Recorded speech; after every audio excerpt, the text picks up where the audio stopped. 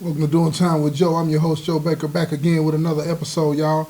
Back in 1984, at the men's prison at the Walls, we call it, uh, Academy Award winning actress and Golden Globe winner, Sissy Spacek, paid a visit to the prison so that she could research and get some, background on what it's like in prison and things of that nature. Because she was shooting a movie named Marie back then, so they wanted to come to the prison and get some type of information that was going to be related to her role. But while she was there, an inmate was killed, and I'm going to share that with you in this episode. I hope that you enjoy it. I think it's a good one. So sit back and relax. This is going to be one of those episodes that you want to share with your friends and families, okay?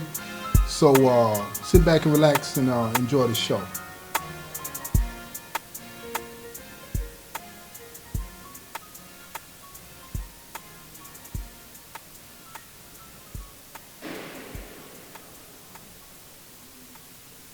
Yeah, back in 1984, Sissy Spacek, she paid a visit to the men's prison, right, the Walls in Nashville, Tennessee. Um, when she was there, an incident happened, right? There was this guy. Um, it was two guys, right? They were lovers. You know how it goes in here sometimes, you know. Uh, they were lovers, and one of the guys was cheating on the other. Word had gotten to the other guy in the relationship that he was being cheated on, right, and where it was going down, right. So he crept up on the scene and found out what was going on. Now, at the same time, Sissy Spacek and her entourage are being escorted into the prison, right. Now, anytime in the prison when there's a killing or anything like that, right, they do what they call a code. They call a code, and the radios go off and they say, inmate is being stabbed, or whatever the issue is, they say that over the radio. They use these codes, right? Code 1, 2, 3, whatever the case may be. But they had a code, and that code stood for, the inmate. It's an inmate altercation, right? Killing, in progress, something going on, whatever. But it set alarms off over the whole prison system, right? So she's freaking out.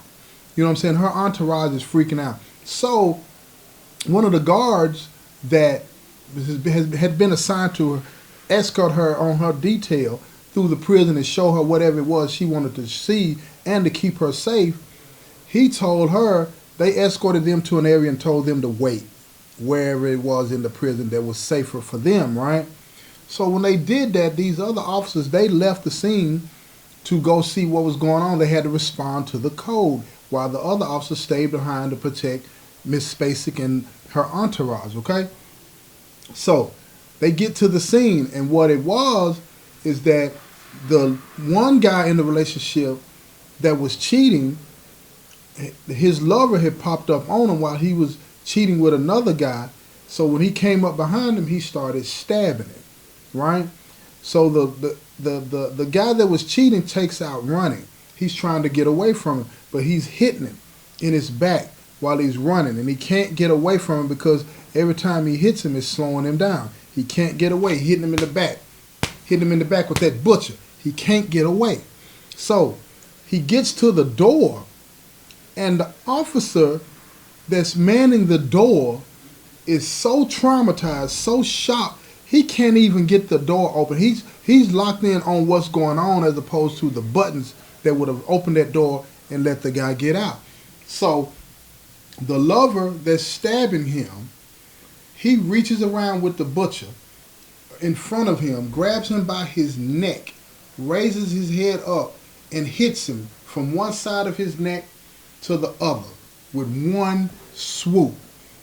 Cuts his throat. He cuts his throat so badly that the man's head leaned back. And if not for the meat on the other part of his neck, like that on the back of your neck, take your hand and put it back on the back part of your neck. That's the only thing that kept this man's head from falling off. Now blood is gushing out. Everybody's looking like, golly, what's going on, right? Now in the other part of the prison, Sissy Spacek and her entourage are like, What's going on? What's really going on? And what's really going on? So one of the guys that was assigned to her had been told that they wanted to show him what some fake blood looked like, so he could say if it's really looked like fake blood or whatever the case may be. Why would people in Hollywood need to ask that question? I don't know. But what he told her, he said, you want to see some fake blood? Don't worry about fake blood. I'm finna show you some real blood when we come back through here. So he goes to the scene. When he gets to the scene, this guy is laying on the concrete. Blood is just oozing out of his neck, and it's like a puddle of blood that's building up around near his shoulder area and all that, and it's just going out like a circle. It just keeps expanding and expanding, right? It's over with. It's over with. He's gone. There's nothing that they can do. So they take a sheet and put the sheet down on the floor, on the concrete next to him, gently lift him up and move his body. Now, when they lifted him up, they forget that his neck is almost gone. So when they lifted him up, his head just went back, boom, opened up.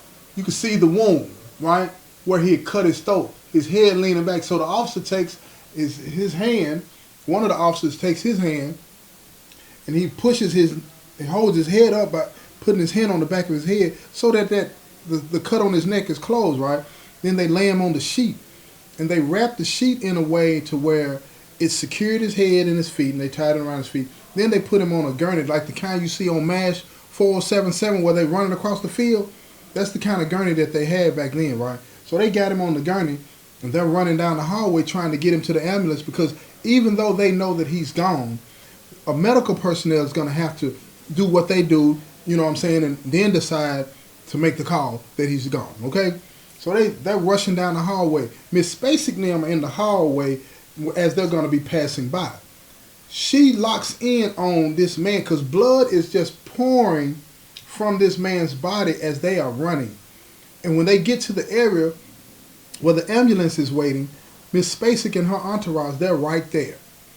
And she's transfixed on, what's going on? You know what I'm saying? She's just staring at him. She turns white as a sheet, and she passes out. From the blood, she saw all of this blood, and I would imagine that she could hear, because the officers were standing there, and as they were standing there, they were moving their feet, and you could hear that sound, like somebody walking through wet grass, very, very wet grass. That's how that sounded as they were walking through that blood. There was that much blood pouring from this man's body while they were standing there waiting to put him in the back of the ambulance and take him off to the hospital, and so they can decide whether he's gonna, when they're gonna pronounce that he's dead and all that old kind of official stuff, right? So Miss Spacek, she's passed out. She hit the ground. Boom, she's out. They get her, wake her up. This is Ned, ask, is she okay? She's fine. She's okay, right? But she wants to leave immediately. The tour is over. I don't need to see nothing else. Get me out of here. So they're escorting her out of the prison. Guess what happened while they're escorting her out of the prison? Another code gets called. Another inmate's been stabbed. She gets up out of the prison and don't look back. She does not look back. You know what I'm saying? And I can understand that. I just wanted to let you know that in here, a lot of things happen that are unexpected. Prison is a place where nothing, for the most part, can be scripted or predicted. And whether you're a celebrity or whomever, when you make a visit into prison, always be aware of your surroundings. Always be aware of the exits. Always be aware of what it is that you're supposed to be doing while you're here, and stay on the alert. As far as the people in here and the people that end up coming here, all I want to say to you is this. I've said it once, I'm going to say it 1,000 times. This place is not a place for anybody. And if you're out there and you're committing crimes, like I said, I know you're probably tired of hearing me say this, but if you're out there and you're playing fast and loose with the law, you find yourself in an environment like this where another man can come up behind another man and almost decapitate him and then walk away from it. Now, he ended up getting prosecuted, but he had so much time it didn't matter to him. He was hurting, because his lover was being with another man. But in this environment, anything can happen at any time. And people get killed in here. I know things happen out there. But in this environment, this is an environment that you can avoid. It's your choice to avoid it or not. You know? You don't have to come here. You don't have to continue to live the lifestyle that you live. In here, anything goes almost. Anything goes. Just wanted to drop that on y'all real quick so you'll know, you know what I'm saying, it gets real in here and it stays real in here, right? Just another example of how prison, you know what I'm saying, can get violent for you, right? This has been another episode of Doing Time with Joe. I'm your host, Joe Baker, and I say peace, y'all.